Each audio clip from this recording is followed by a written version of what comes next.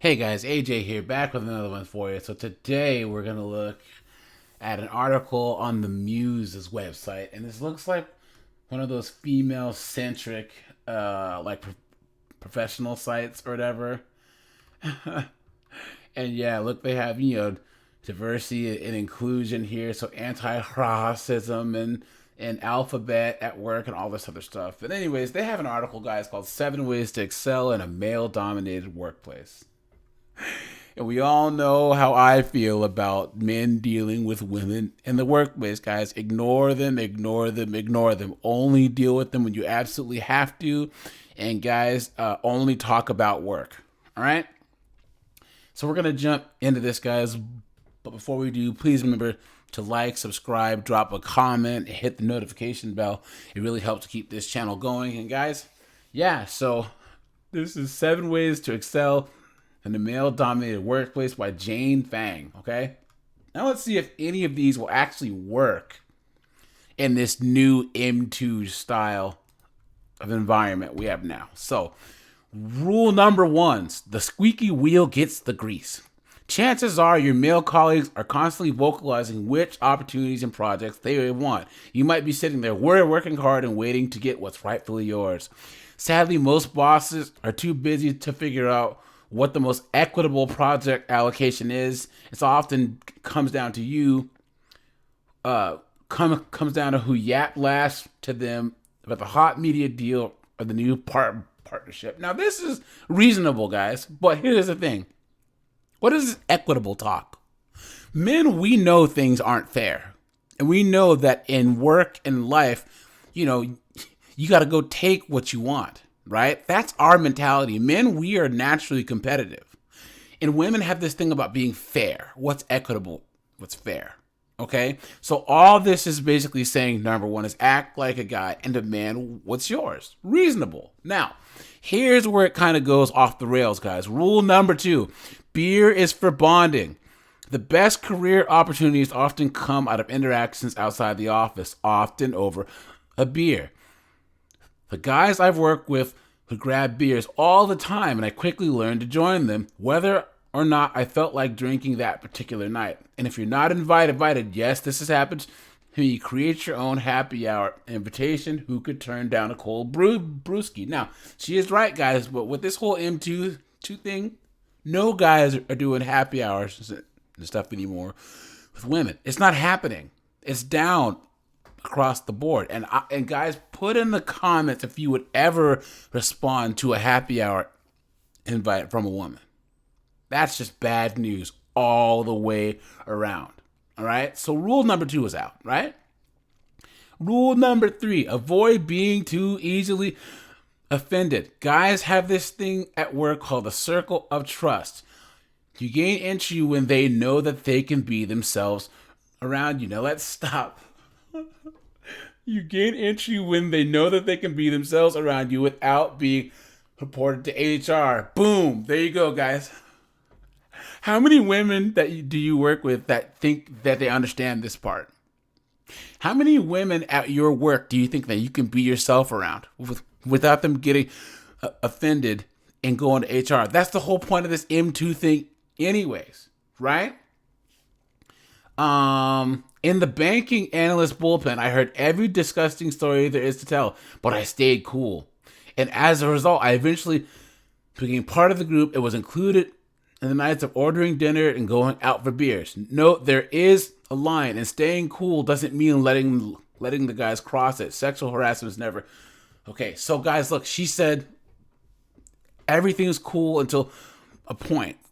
And I'm telling you guys, that's why women don't understand. This last part, there's a line, but that doesn't mean letting guys cross it. So she wants to enter into your circle with your friends, but then not let you cross a line. Think about how crazy that is. So guys, number 3 is out because we know that women can't not be easily offended. Don't be anyone's coffee or lunch getter. How many successful men in the workplace do you see picking up their boss's lunch or coffee? I actually see quite a few younger guys at my workplace that are, just starting out that are being nice, who will, just being nice. Now they're doing it voluntarily. Yes, they're not being ordered to, but there's nothing wrong with being nice. And I'm sure that's not what she means, but that's not necessarily a bad thing. But guys, we know the line between getting lunch and then being disrespected, right? So if you're not someone's assistant, do not get in the habit of acting like one. Sure, maybe there are special exceptions when your boss is in fire drill mode or decides to treat a group for getting his coffee, but don't make it a regular thing. If your male peers aren't chipping in, then you shouldn't be doing it either. And that's another thing, guys. Don't do everything yourself if you can. Unless you have an assistant who's a woman, don't even ask a woman at your work for anything. Number 5, don't be the yes woman. In the industries I've worked in, there's tremendous pressure to work hard and keep an overflowing plate.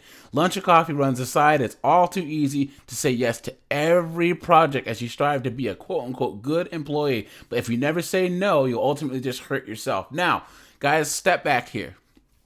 I recommend this for guys, too. Guys, this is the best piece of sense that this article makes. Guys, don't be a yes man to a certain point. Right? But don't take on so much that you destroy yourself in the process. All right? So this one's okay, I guess. And she's saying that, women tend to not push back, but guys do. Number 6, play to your strengths. So the first week of my banking internship, my managing director asked me how the interns were doing and feeling. I'm willing to bet he asked me partly because I was the only woman there, and he assumed that I was therefore most likely to know about people's feelings. But you know what? I did, and thus started our mutually beneficial relationship. Now, guys, obviously, in some ways, this woman's not typical because she didn't get offended by her boss doing that. But how many of these modern women do you think would not go straight to HR after being asked that question? So I gave him a live read of the pulse of the group he was managing, and he gave me the opportunity for senior exposure, whether it's listening, emotional aptitude, empathy, socializing, or just being the den mother. If you have these strengths, play to them. They're good qualities to demonstrate as a rising future leader, and particularly a workplace where these skills are in short supply. Also, that's not a bad way to get noticed. Now, this woman's talking about being strategic and tactical, but how many of these modern women would actually do this? Would actually see that as an opportunity and not a slight that they can go to HR for. Number 7, here's a big one, guys. Get a sponsor. A sponsor is a mentor who will promote you within your organization, who has your back and will tell you and who will tell the rest of the organization, including senior leaders, how great you are and how much you deserve recognition. And like it or not, it can be nearly impossible to advance as a woman in a male-dominated workplace without a sponsor. Dr. Sylvia Ann Hewlett has written quite a bit about sponsorship, including its importance for women. What does this all mean for you? Start building relationships with your boss and other senior leaders from the beginning and pay particular attention to cultivate those relationships with individuals who believe in you and publicly support you. Now, guys, this is impossible now. Okay? This is the most important one that this author says the whole time. And this M2 thing showed, I made multiple videos that men no longer are willing to sponsor or mentor women anymore. So one of the most important parts about excelling in a male-dominated workplace is gone now because of this M2 foolishness. So guys, let me know what you think of all of these. Let me know if you would respond to a happy hour. If you think that women could ever not be too easily offended. Let me know that if you think that a woman would actually think that her feminine strengths are actually strengths, instead of thinking that she needs to go in and be a guy and physically try and intimidate people and all of that. And let me know if you would ever sponsor any woman at all, or be a mentor and spend nights alone or time alone with women at your office, evenings alone, after work hours, all that type of stuff. Because I won't. There's no way. So, all right, you guys, this is AJ. I appreciate you guys, and I am out of here. Like and subscribe.